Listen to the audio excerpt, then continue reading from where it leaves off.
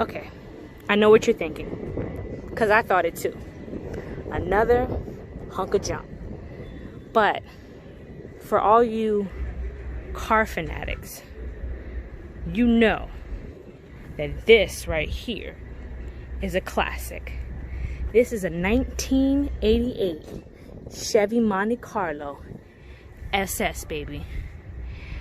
And right now, it's not in its best prime. Has a little minor body work here and there. Definitely needs a paint job. It just needs some love and care and Magic Mike to bless it, and it'll get where it needs to be.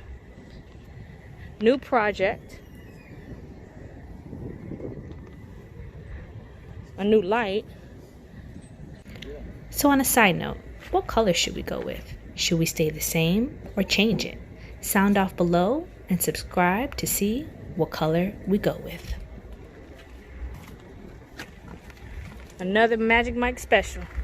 All right, come on, let go.